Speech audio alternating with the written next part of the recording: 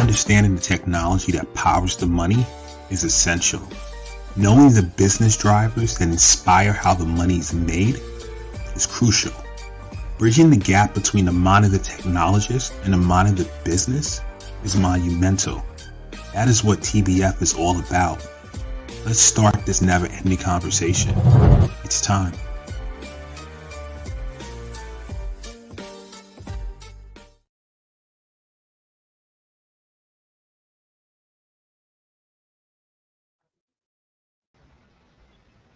Happy Friday. We are back with another live episode of the Tech Behind FinTech. Today's show, Beyond Strategy, building a winning culture for your FinTech. I am excited to have my this is a very, very special guest. I'm going to get into the whole story of why she's so special. Chinwe Grace Jones. Hello. Happy Friday. Thank you for having me. All right, so let's give some background on this before we get started with the show. Today's show is about culture. Chinwe Grace Jones is my sister. Formerly Chinwe Grace Oswagu. Yeah. She got married. Her name is now Mrs. Jones. It's so much to say. So I'm the youngest of our four siblings, and she's directly next to me. I usually call her my twin because we look so much alike. But so let me just tell you this, right? This woman right here has been a major inspiration in my life in terms of computer science. So I was about 10 years old. So we all went to the specialized high school called Brooklyn Tech in New York, very specialized. You can major in different things. She chose computer science. So when she was in high school, my mom got her really a computer, and I saw it as a big toy. So I was like, I want to play some games on it. I was about 10, 11, or whatever. So she said, you want to play games? So she gave me this book, right? And it was full of games that you program. The language is Basic A at the time. It was a DOS, Windows-based computer. So I programmed the game, right? I read the instructions, programmed it. Then I didn't know about debugging errors, but I had to debug. I was all about the end goal. It wasn't about really learning the language. So anyway, built the game and played with it, got bored and moved on to something else.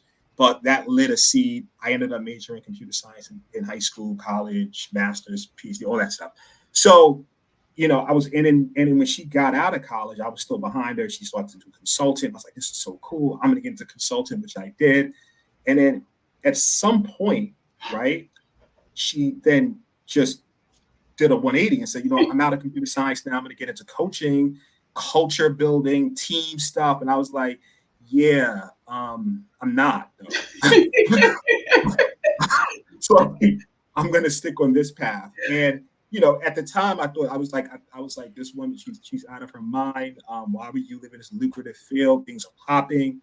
And years later, everybody's talking about culture. She's out here, has her own company. She's doing team building. She's coaching. She's teaching clients. She's culture is a big thing. Even I'm around people now in FinTech, and they're saying, you know what?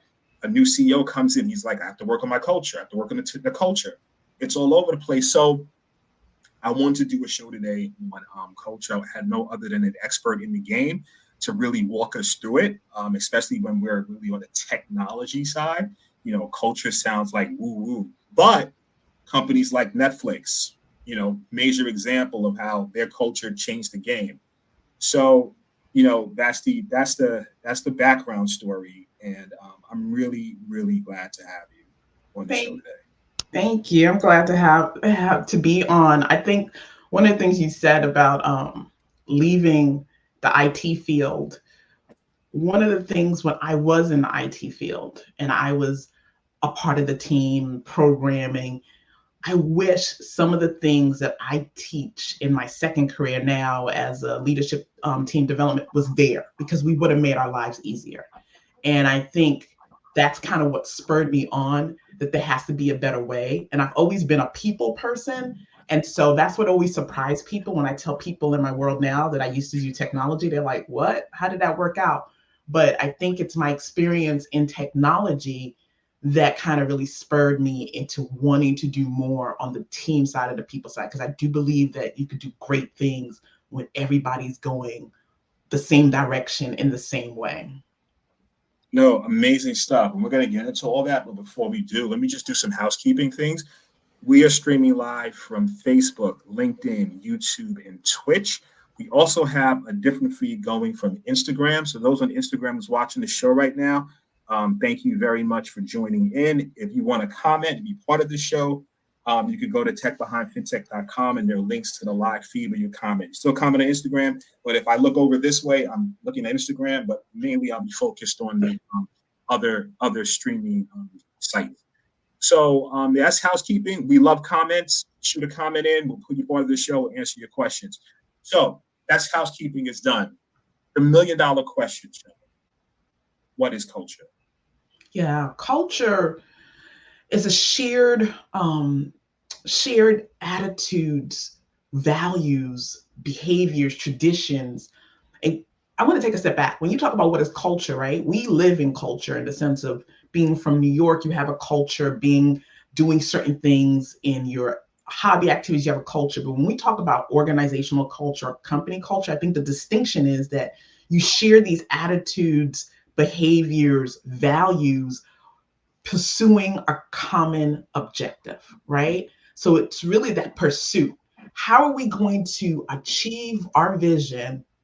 What are we going to do? How are we going to think? How are we going to behave? How are we going to make decisions? All of this is what culture is that feeling. And what it happens is the shared knowledge brings this level of a strong identity, and it becomes who you are as a company.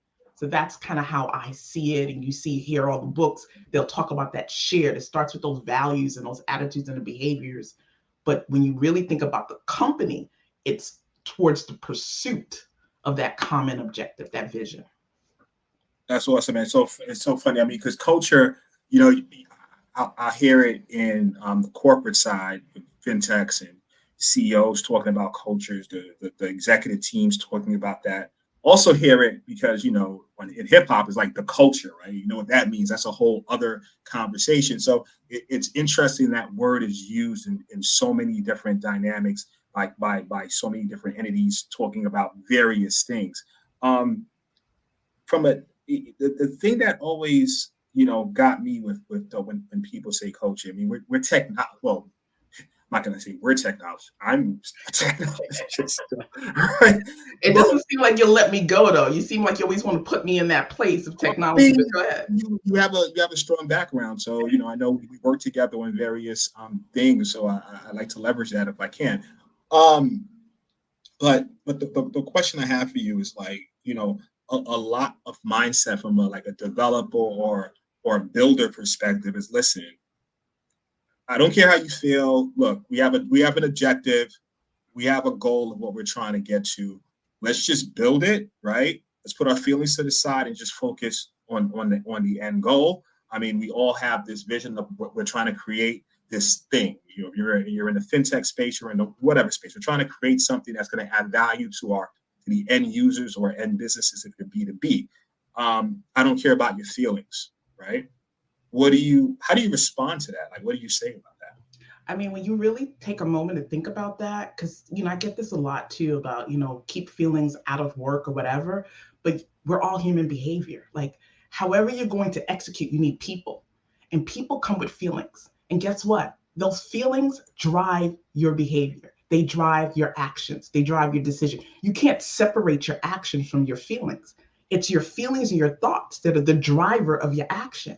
And that's why you hear all those people talking about culture, because they realize they want everybody to have that same momentum. They want everybody to have that same kind of ownership. And the only way you're going to do that is if you tap into making people feel good about what they need to do, what they need to accomplish. And get it. There are times where you could just drive and say, look, I don't care about your feelings. I'm just going to drive about the results. But what happens after you get the results? Usually what happens is people don't want to do it again. So it's not sustainable to keep up with that kind of attitude. It's like, you know what? we did it, we accomplished it, but I don't like how I felt through the process. I was stressed, I was overwhelmed. I don't want any part of it. So then you start losing talent. So that's kind of what I say about that, that feelings drive the behavior and the action. And then if you go to just looking at the driving results, it doesn't become sustainable, especially in holding on to your talent. So that's interesting. You know, you look at the market right now, there are a lot of layoffs going on. You have a lot of people dissatisfied with their job. I heard a quote. It's not a quote, but it's a term, quiet quitting, right? Especially in this remote world, people are just literally just you know, they're still employed. They're just not really working anymore. They call it quiet quitting. So you see a lot of people that are not as passionate about what they're doing in terms of in this field, right? Because they're like, why am I going to invest this much if I could be laid off next week, or, you know, or I see another offer, I'm out. So because you start adding compensation and bonuses, even in banking, I've seen times in different large banks I work in, which people are literally waiting for their bonus and then boom, I'm out because they just waited. Like, how do you deal with something like that? Yeah. Take a moment. When you said quiet quitting was funny because I did a post on that maybe last month or so. Can you guess how much that's costing the U.S. U.S. companies? Just a random number. Loss of productivity. Loss of productivity. Just put a number out. Just guess. All right. Every time someone asks me to guess and there's math involved, I need to actually think about it, because then I start like doing the math in my head, because that's just the way I'm trained. But if I had to put a guess on it, I'll throw out 5 billion. 500 billion. Yeah. And they broke it down into not just like the productivity aspect, the lost time when people don't come in. It's like they have a whole thing. So it's costing the US companies 500 billion, estimated by Gallup, $500 billion. That's like a GNP of a small country. And so when you talk about, if you feel like in your company that quiet quitting is happening, or you feel that people are not putting, they're not passionate about it, that's more of a reason why you need to really start focusing on strong culture, like really building up and saying, what does our environment feel like? Is it safe? Does it allow everybody's voice to be heard? All those different things that come into building a strong culture that I know we'll get into. You want to build that because, again, this whole concept of not having passion and not having the purpose, they're feeling like the company sometimes are feeling like that we don't have to worry about that. You just need to focus on getting the results. And what I'm saying to you is that it's just not sustainable. People, especially now, we're like in a work environment, we have multiple generations. And so you can tell that they have a different value system.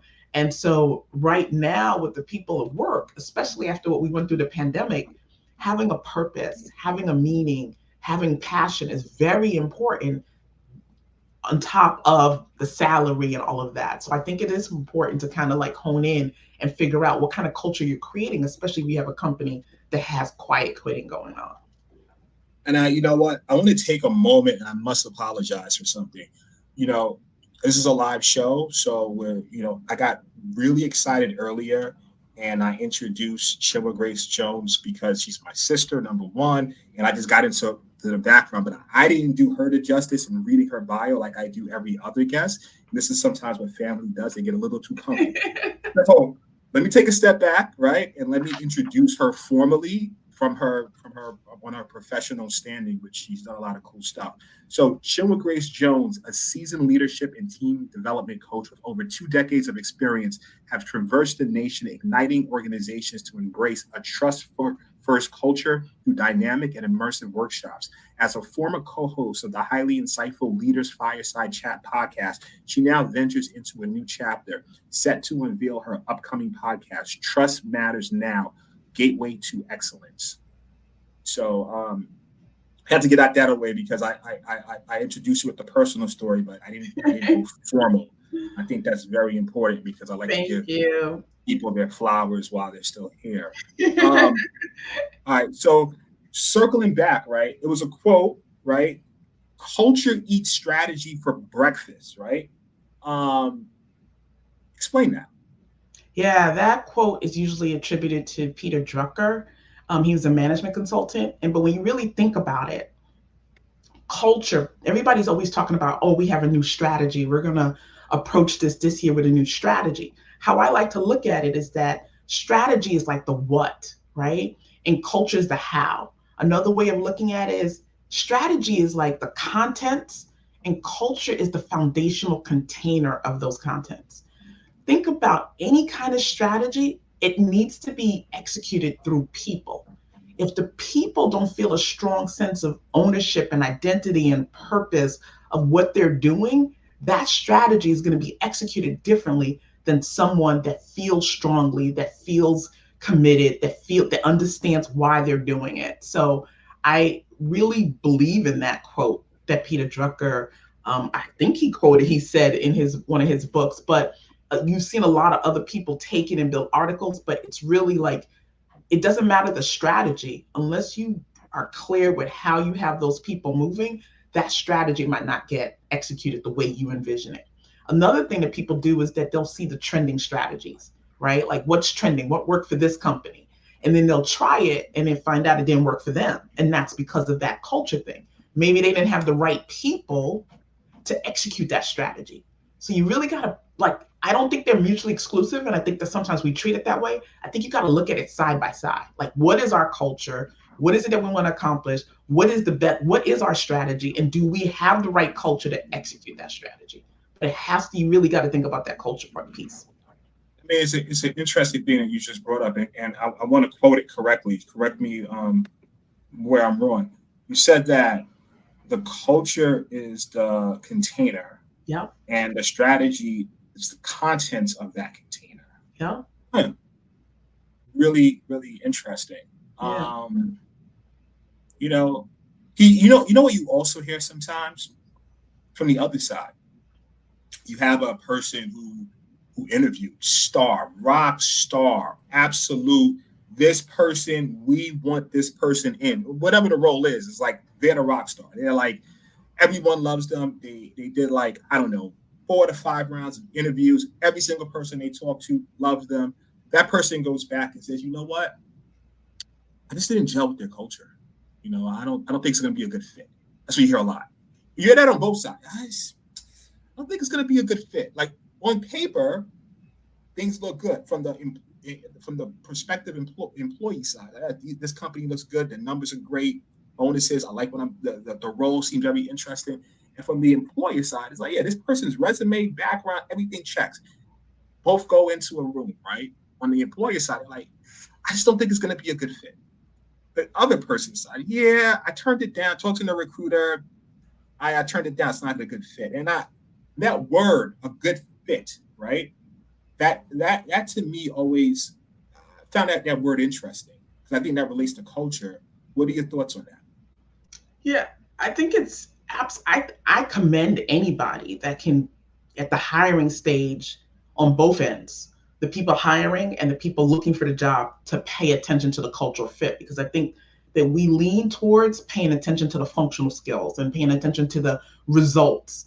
And you see that a lot. It's very common, especially even on the top, when you'll have like an executive and you say, we need this executive to come in. And what they spend their time realizing, the way they achieved it in the other company, they can't do it in this company because they don't have the right culture.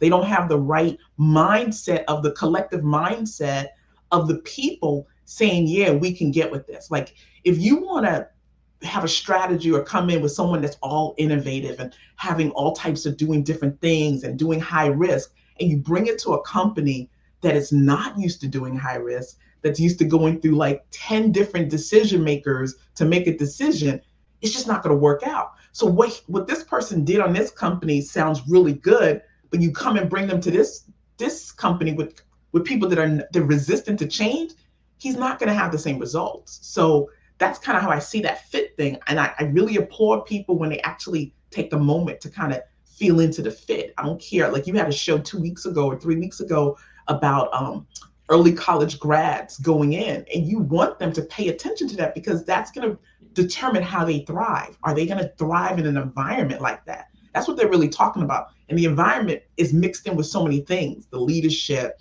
the ways, the rules of engagement, the policies, how we go about doing things, how we praise each other. It's a lot of different things. I applaud people when they pay attention to that. Listen, to the rest of my family, I just want to acknowledge that my sister watches my shows. That's it. First stop, period. I think we should acknowledge that. We said a lot, but let's talk on that point. She actually watches my weekly shows, and I appreciate that. Not weekly though. Okay. You have to ruin it. You can Sorry. No, it's okay. I want it to be true, and I want it to be transparent. But back to what you said, right? A couple of things I want to talk about there. Two things actually. The first, right? A person who at one firm high risk comes in, can that person be a change agent, right? Can you say, you know what? I understand these guys have a lot of bureaucracy. You have to go through all this red tape to get things done. But sometimes companies bring this person to be a change agent. We think that you can shift the culture, can move us in a different direction. How does one deal with that? Like you're.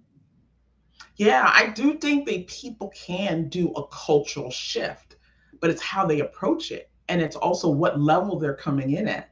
So if you're coming in at the middle management level and the people on top of you are very strong in doing it the way that they've done it, it's going to be hard to make that shift, right? You have to have the buy-in. You have to have the buy-in on the up, all the way up and all the way down. If you come in, let's say it's the top guy, the CEO, and what you'll notice when these top CEOs come in, they'll share their vision, they'll share their plan. And when they notice that the people underneath them is not buying in, or they've given them the space to buy in and not buying in, you'll notice that they start replacing them with their people to get that kind of shift going, so that it's not just one voice saying we need to do this. It's multiple, because you need multiple, almost disciples, right? You need multiple people helping you be change agents. I don't know if I've ever seen a situation where you just have one change agent going through. You just need to start finding your champions, right? And then releasing it. But you have to also understand too, it's setting the clear vision of what you're trying to do with a culture shift, but then also being kind of conscious of what you have to work with presently, and to really kind of outline what is the type of characteristics that we want to show in this culture, and how do we want to behave, and to really kind of assess and start assessing in the company, do we have this right now? Is it going to be a total turnover? You really have to kind of do some assessment, similar like you would do with your finances, to kind of pay attention to what is the plan to make this culture shift. No, that's awesome. Listen, we have a comment from our audience. We love our audience comments. Keep this show dynamic, interactive. So I'm going to post it on. DA Woodland, I experienced that when I interviewed with Amazon. Shouting the company's name out. That's what's up. And after the first interview, they were not a good fit for my professional goals and brand. So there you go. Yeah, thank you very much for your comment. Thank you so much, DA.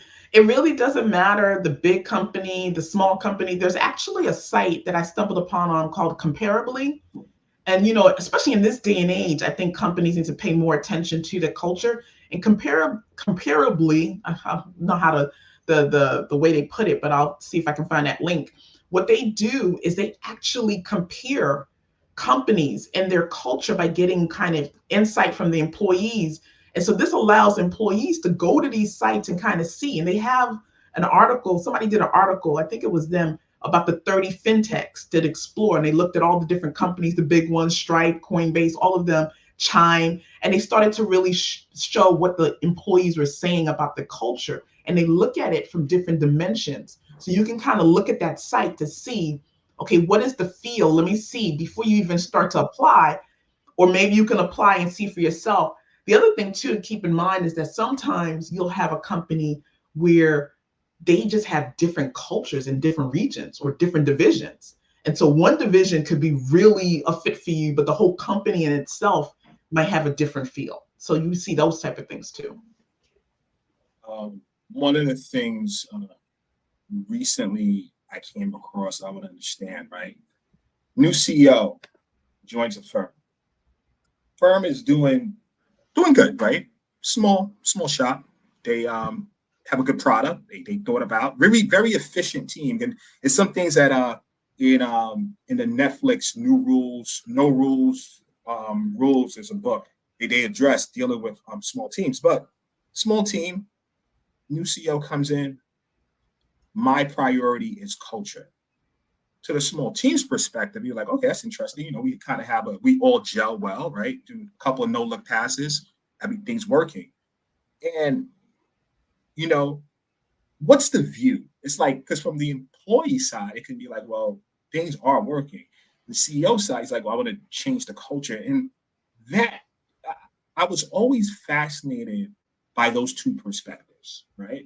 Like, are you changing the culture for changing the culture's sake? Are you first saying, okay, what's not working? Like, how does that, or is it just, all right, I'm coming in from a leadership perspective, and I want this culture to gel to work like my previous successes did? Yeah. What's your take on that, and how should a new CEO address that? Yeah, and I think I don't know what the driver is for that particular CEO. Is going to be a driver. Different people have different drivers, whether his philosophy or her philosophy is that she believes in culture and she wants to make sure that we have a strong culture, or whether it's their past lives or their past professional success was driven by culture. But one of the things, I know you keep on mentioning the book No Rules with Netflix. I think one of the things, and it was a survey I also looked at, one of the things you have to ask yourself, you said, okay, we gel well, but how would you define your culture? And one of the things that people say is that you should have a unique culture, especially when you're dealing with this fintech world, right? Because fintech, we all know, you're all disruptors. You're all disruptors. You came in being a disruptor, but what makes you different than the rest? And to me, I think it's that people factor, is that strong culture. And going around, like from the team perspective, you say, yeah, we're all gel, everything is working. But if you ask all 5 team members, what is the culture here? You're probably going to get 5 different answers. And right there, that shows you don't really have a competitive edge as it comes to your people. And I think that when leaders come in and they talk about building a strong culture, I think if this is their mindset, it is building a unique one that's aligned with what you're trying to go to the vision, but one that's also sustainable, that will attract talent, especially if you're growing. Like, you could start off as a small fintech, but if you start growing, you want to make sure that you're creating a culture that's attractive to talent, because we know it's all about that app, right? And you want the smartest minds coming in to build a better, whether it's the user experience or the technology or whatever it is. So I think, to me, when I hear that, it might be some of that, right? Can each person in the company, first of all, even define or state what their culture is? If you can't, it's not a strong culture. That's very interesting. Now that I think about it, because like I said, I think from a technology perspective, I mean, we just fall on the tech, the business vision, aligning the technology and the goals towards that business vision, end user experience. For me, in security, obviously, you want things secure based on the resources that you have. So, and I think each role that you talk to and you ask that question, what's the culture?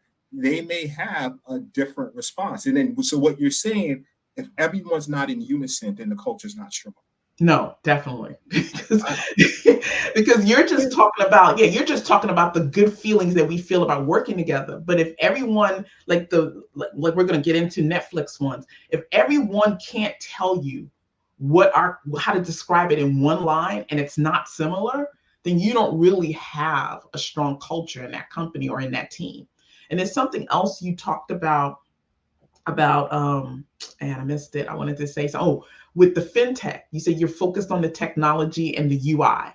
Now, here's the thing about fintech. I said user experience. I'm sorry, user experience. I'm sorry, I'm going back to my outdated time in I'll take the time and technology. That's what I'm here for. Offline, yeah. That's what I'm here for. I'm here to keep you. But that's the one thing that's always fascinating me. In fintech, you do a really, really good job in creating a culture for your clients and your future clients. If you think about it, like, we are the app that you do this and you become this. And if you're this type of person, then you want this. And so you gather this tribe and this community. And all we're saying is, why don't you do it from the inside? Because when you do it from the inside out, there's a level of momentum and excellence you get to continue to drive that app to new levels. I mean, whether it's an app, whether it's a B2B service, but I think that point, that's a very, very, very interesting point that you made. And I never thought about it this way. In dealing in this industry and working, yes, you are correct, right? From a security side, we want to ensure and let our clients and our customers know that we are secure. And we prove it by various SOC 2s, by various frameworks, by telling them about, okay, this is how we develop, and we use DevSecOps, and all these different terms, and we show them through, oh, look, this is our structure, right? From whatever service, whether it's a B2B or B2C, this is the experience. This is what you expect. This is how we're disrupting. So you're right. And I never thought about it that way up until this conversation. It's heavily focused on the end user experience and that culture, convincing them that, we are a service for you because you want this, you're interested in this. So we're basically, I'm having like an epiphany here, so I'm getting so excited. We're essentially, right, like saying, here is the culture that we're presenting to you and how we can better service your business or better service you as a user. This is all the benefits. This is how you should gel in the system. How do you now take that same thing and do it internally, right? That conversation is rarely had. Yeah, it's the same intention, though. It's the same time and effort and intention. And just think about it. You said convince them of this culture. When you are the culture, right? When you are like the same things that you're helping, and that's what you'll see in that site that I was looking at, reading the employees of different fintech companies. When you become like the reason, like you talked about Netflix, and I know we're going to be running out of time, so let's start talking about Netflix. You talk about that book, No Rules, Netflix. One of the things that I love about Netflix is that they define it so clearly. Even before you walk through the door, they have this page called Jobs, and they tell you, this is what we're about. We're about people over process. These are the 5 things we believe in, what I call like the rules of engagement, or how we work together kind of thing. And then they go and explain it in detail. So thank you for bringing that to my attention, because I know we were talking about that for this show, but it's really defined and clearly laid out. And that's kind of what you want. That's how you know how strong it is. And they go through this whole story about, yeah, this is some of the things that might happen, but think about why they do that. Because they're about telling innovative stories. They're about staying at the edge of storytelling. And so they wanted to create an environment that innovation basically blossoms all the time, and it keeps on going to the next level. How do you do that? You have this culture that you build called No Rules, and you go around it, right? And so it's very interesting to study that culture and to kind of see what they're about. But the ultimate for them is really staying in that innovative space. But I'm gonna did some research for this show. I'm gonna add it into the stream, right? Sure. So a couple of points, because we've been talking about them, and they're such a major company. Everybody watches Netflix from different ways. So it's a book, No Rules, Netflix and the Culture of Reinvention. And these are the top 10 things that I got from it, right? Talent density. Hire and retain high-performing individuals who can excel in a culture of freedom and responsibility. Candor. Encourage Before you go to the next step, let's talk about that, because I think that's a big one. And they explain it really well on their site. The culture of freedom and responsibility. That's what's big about this. So this whole concept of no rules, people might be thinking like, that's crazy. How can you operate out of no rules and everything like that? But what they're doing, because this is dear to my heart, what they're doing is saying, I trust you. I trust our talent, right? And to be able to trust your talent, you have to really do a really good job on the hiring side and really be almost scientific to find and attract these people. I trust you to make your own decisions, to make your own schedules, and I trust you to be responsible. So it's not just about the freedom, but it's the responsibility. And if you're responsible, then hey, we're good, right? We're doing. And if you're not, hey, there might be an opportunity for us to part ways. Encourage open and honest communication, even if it involves difficult conversations and feedback. Yeah, I think that's an important one too, because what they talked about in their description was how their information flow is so transparent, and they want to be able to give feedback and be real straightforward in saying, hey, you're not doing the job we expected you, or you are doing the job we expected. So that, I think that kind of continuous being honest, I think we tend to sometimes don't like to give what we call constructive criticism. And I think this is just us growing up in this kind of US concept of getting graded, and no one wants to tell another person they're doing bad because, again, they feel like that's not what you're supposed to do. You're going to make them feel bad. But you got to think about feedback as a gift. And so if you give people feedback to make them better, then that can only be looked at as a good thing. Well, you just said that, I had a flash. Like, our family's Nigerian. You could tell by the name, but you can't tell by Grace Jones anymore. But we're Nigerian, and one of the things growing up, so you do something, and they always said, "Oh, you're trying." So I've always found that funny. And I had a flash looking at you and talking. That's what I just thought about. Number 3, decision making. Empower employees to make decisions independently, trusting their judgment and expertise. Right. And that's what I was talking about earlier too, about trusting. But yeah, that's a powerful one there. When you empower employees to make decisions, things are going to go faster. I don't have to go check up the ladder to get this approval. They trust me. They trust my talent. They trust my decision making. I just go ahead and do it. But it's also high risk, right? Because now you have no one else to kind of like lean back on. So I got to take the risk with the decision I make. So it really it builds character in someone when they get to do that. But it is a very empowering thing. Innovation. Foster an environment where innovation is encouraged and experimentation is valued. Yeah. Yeah. This is what they want to do. I don't know what it looks like in their actual environment, how that works, what else they do there. But one of the biggest things about experimentation is like, try it out, right? Even if it costs money, try it out. That's what they want you to keep on pushing to the edge. I mean, I can talk about this one, right? Just from a technology perspective, you're going to, and both for technology and academic, you're going to fail. I mean, when you experiment, you're going to fail. That's the whole point of experimenting.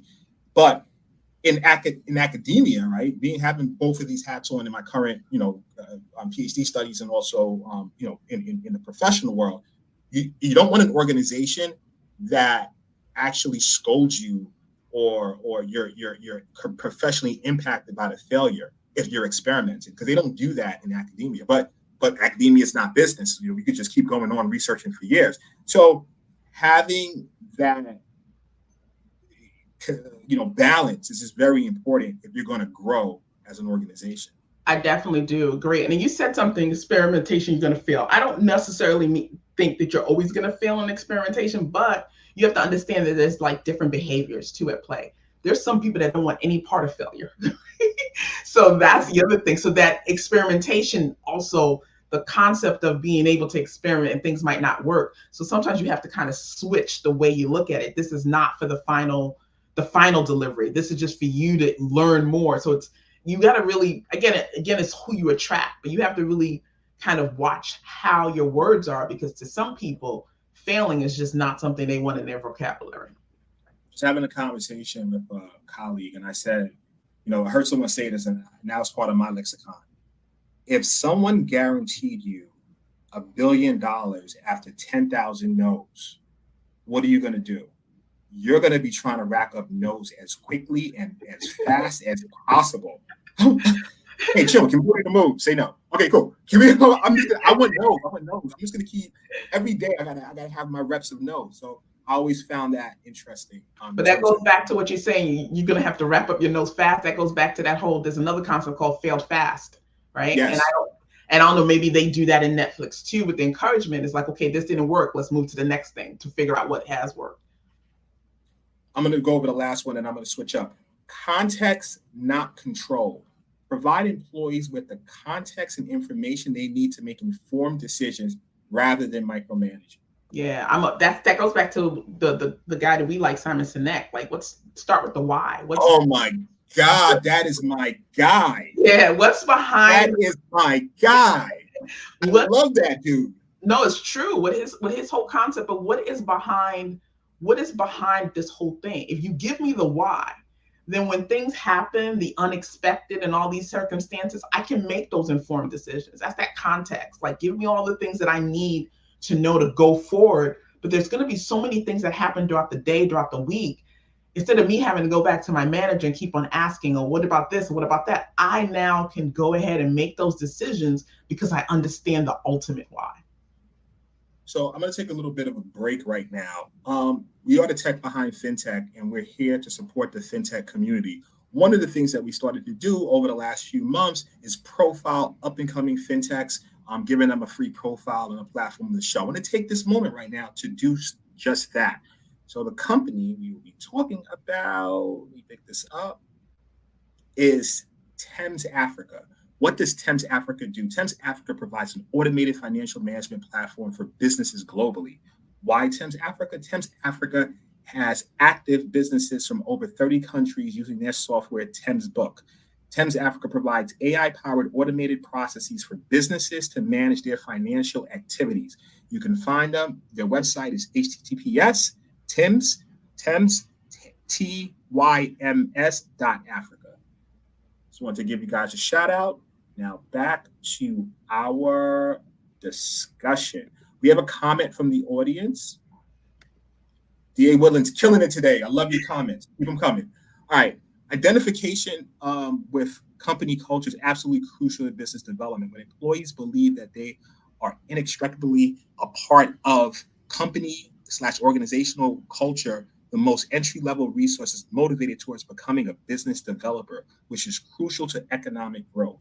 She makes a good point. DA makes a good point. When you have everybody, it's almost like everybody is like drinking from the same well. If you have everybody understanding what the company's about, what they stand for, what they're trying to achieve, how they go about it, not only do you help them with business development, you help them with attracting talent, right? One of the questions in that Comparably site, they ask the employees, would you recommend this company to your best friend?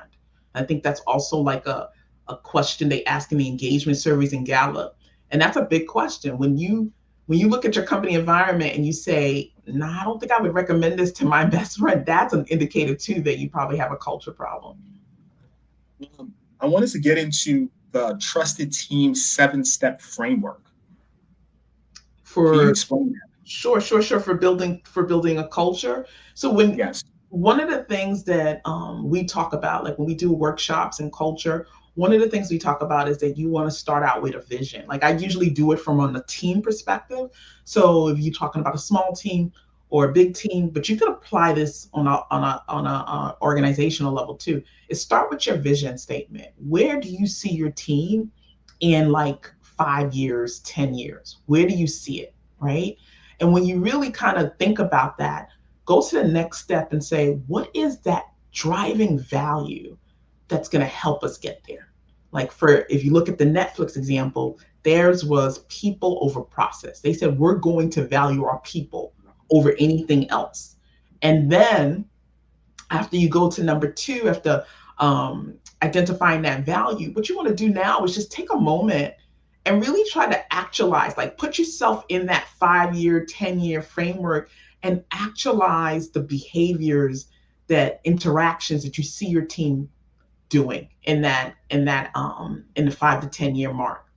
And then from there, you'll start to now ask yourself what we call performing cultivating acts. And I know there's a lot of ones for Netflix to use, but what I mean by performing cultivating acts is, what are those actions, those little actions that you're going to start doing that represents that driving value, that starts to build an identity, right?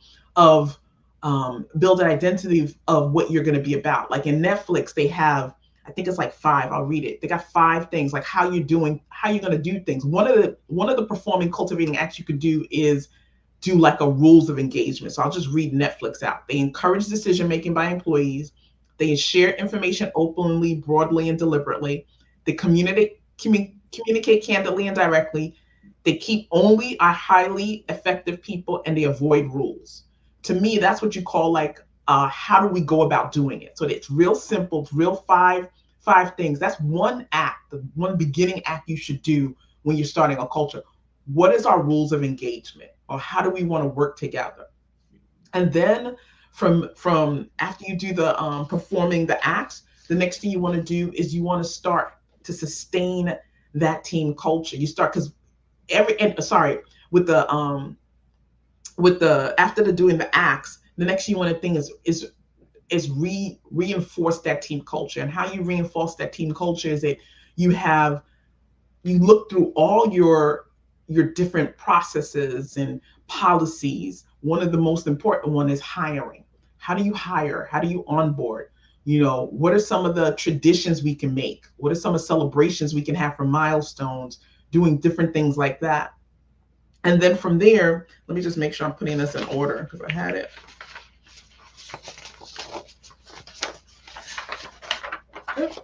Okay, here we go. Yep. So sorry, 5 is enrich your environment. And then 6 is reinforce your team culture. And then reinforcing your team culture, you want to keep yourself accountable to what you're saying that you're going to do, right? Because there's things that are going to happen, and you want to make sure that everyone, and how do you keep yourself accountable? It can be the same way you do with KPIs or financials, is maybe it's scorecards. Maybe you catch someone doing something that represents your culture, different things like that. And then the last thing is you want to sustain your team culture. And what I mean by that is you want to make it strong through the stress points. You're going to have stress points throughout. And instead of abandoning this new culture, because anything that's going to go from new to normal is going to take time, intention, and effort. So instead of leaving it alone, take a moment and allow that culture, the culture you've defined, right, to actually serve you. Like, how is it going to serve you in this stress point instead of you leaving it alone? So let me just kind of like go over them real quick. It's start with a team vision statement, highlight your driving value, actualize these behaviors and interactions, perform cultivating acts. This is key. Like, what are the acts that you're going to actually start doing to nurture this culture? Enrich your environment, not only the physical environment, but the context. Reinforce the team culture by keeping yourself accountable, and then sustain the team culture even through the stress points. So I have a few questions on that. I want to just go through that. Before I jump into the questions, we have to take a moment for our sponsor, and then we're going to jump right into our questions. Are you an emerging fintech with a limited budget seeking more sales and partners? Introducing Strategic Generation, your partner in leveraging cybersecurity for sales and partner enablement. Fintechs often lose opportunities due to unsophisticated cybersecurity programs. That's where we come in. Strategic Generation assists with due diligence, security posture visibility, penetration testing, and on-demand virtual CISO services.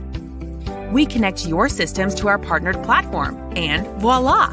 Instant access to real-time diagnostics and compliance frameworks such as SOC 2 and PCI DSS. Gain the confidence of prospects and partners. Strengthen your cybersecurity program and drive success.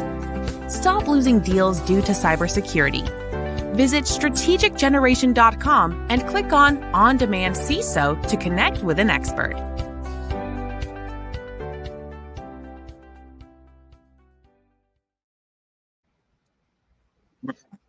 I want to get into the enriching of the environment, because you said not just physical, especially now that we live in a remote, well, a lot remote, some are hybrid, but especially after COVID.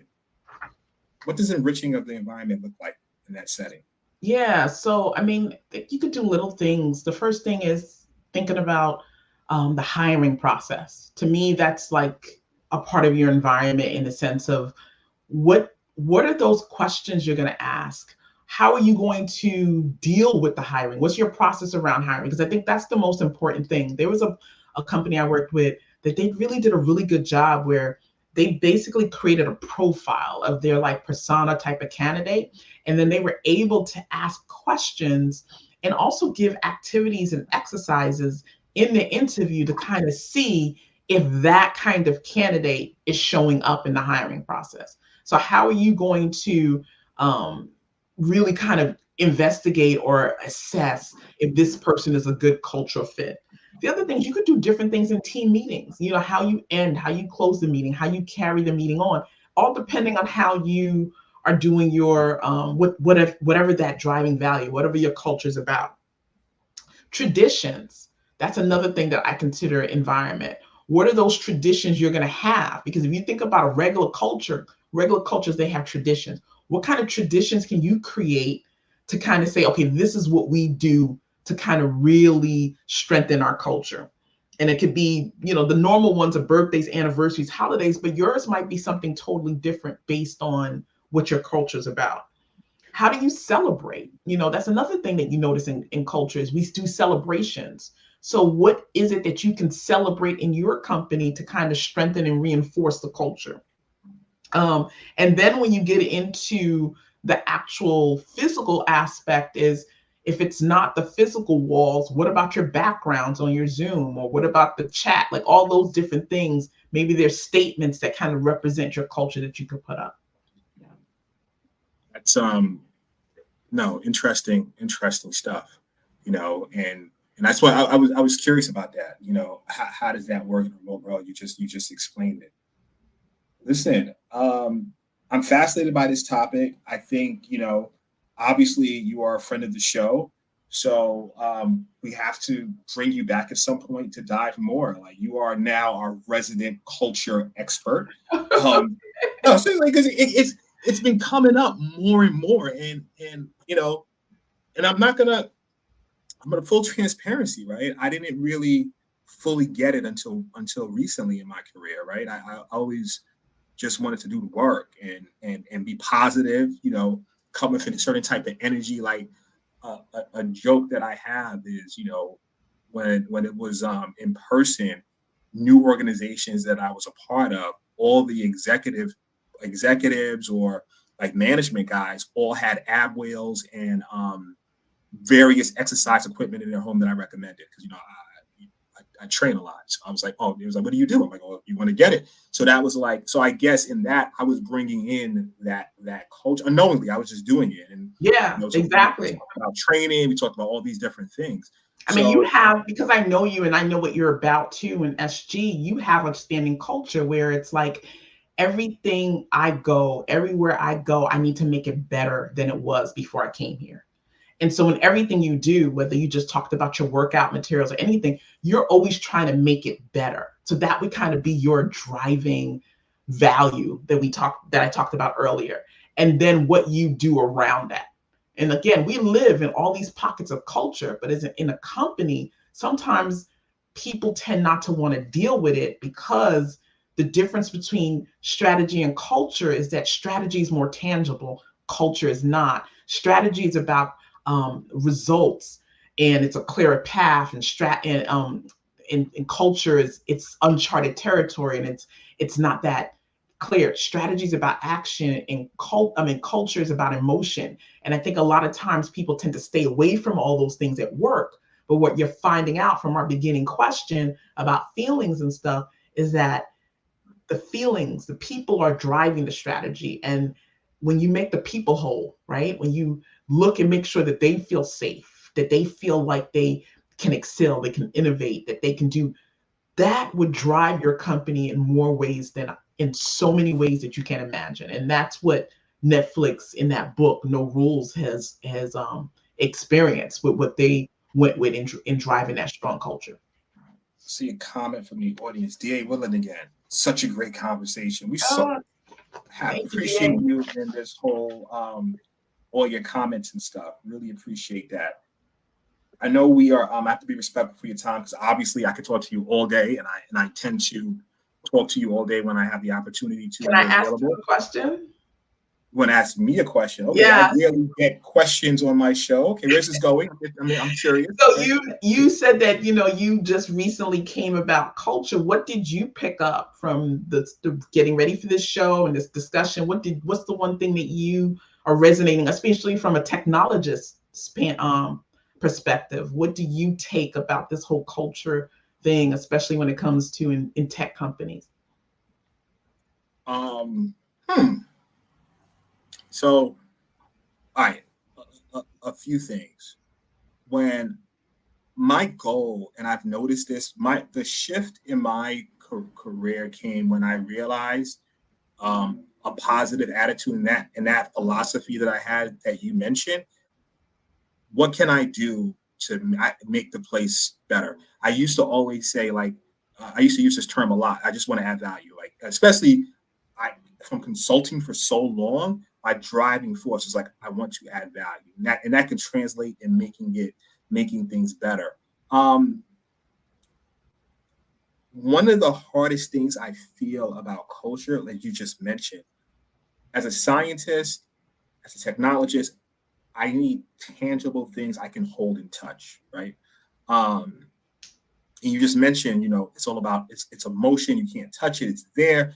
And that's been my biggest challenge. I just show up as myself. It's like, especially growing up in Brooklyn, starting in corporate America, and I think early in my career I wasn't being my whole self. I think as I got more established in my career, understood it more confident in me professionally, I started to show up as myself. And what I noticed that was really cool, some of the people I worked with, different backgrounds, obviously, and I'm saying things, maybe some slang terminology, and they're now saying it. And I'm like, wow, that's dope.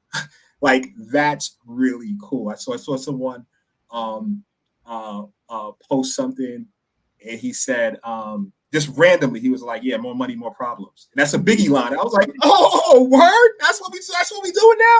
And I was amped for that, because he's not the typical person I would envision knowing Biggie, and like how we do back home. Wait, we have a comment from our audience. David Shanks, PMP, giving a shout out and making sure my commenting is engaged. I asked questions last week that didn't show up. No, my brother, your comments are fully engaged right now, and you are showing up. David, by the way, so many stories about him. Friend, Hi, brother, David. known him since I was 12 years old, so obviously my sister knows him as well, college roommate, and so forth.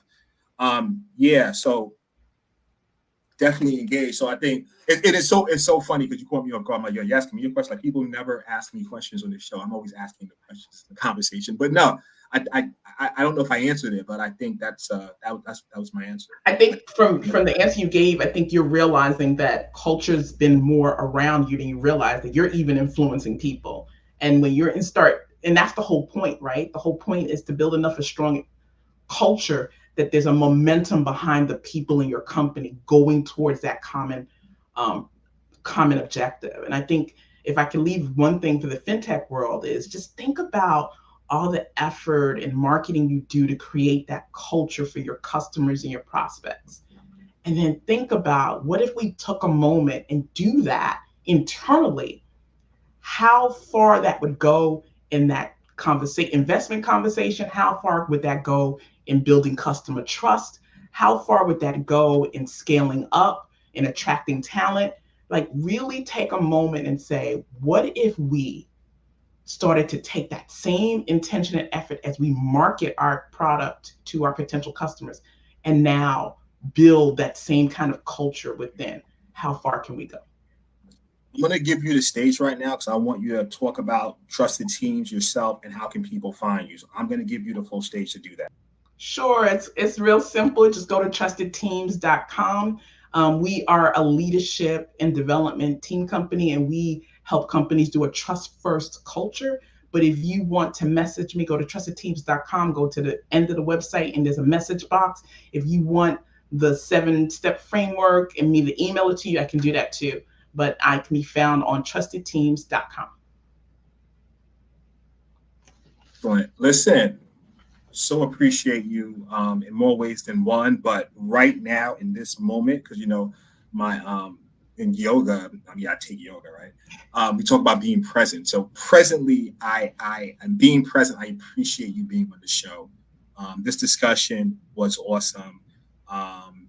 I take back all the things I said when you left technology to go into this world. I see that it's working very well for you. And thank you for being a guest. You're a friend of the show. I think when things come up, we like to be really current on this show. So when things come up regarding something that's related to culture and employee, I want to bring you on and we could discuss it dynamically, really talk through it. Sure. So I'll bring you back for that. Yeah, there's a lot of different scandals that you've talked about in your news that drives from not having that kind of culture you want to build. So yeah, definitely. Thank you for being, I'm a friend of the show. I'm excited. Thank you so much. In order to be a friend of the show, you have to be on the show and I have to get a good vibe from you. And once I get a good vibe and the conversation's going, I'm like, yo, you're a friend of the show. Okay, I'm so happy I graduated. Thank you so much. 100%. Okay. Listen, to everyone who tuned in, all the commenters, D.A. Woodland, David Shanks, thank you very much. All those DMs you get behind the scene, really appreciate you. Those watching from Instagram, I'm going to shout out some names: Jewel, Rod, Joe, Steve, a couple of people watching, some people I grapple with as well. Appreciate you guys for tuning in. Thank you. Let's get, my man, Jeff Martin. I have to big this guy up. He is he's been watching this show consistently for 3 years. Always dropping a comment. This is my guy. Really appreciate you. He says, "Happy Friday. Thanks, Chinwe and Andy, as this was a great discussion." So it's posted. This is the website. Thank you, Jeffrey. That was nice. Okay. Love that. Yeah. So that's what we have to say. So everyone, have a great weekend. Happy Friday. Have a good weekend. For another show. You can catch us, Tech Behind FinTech, every Friday live, 12 p.m. Cheers. We're out. Cheers. Take care.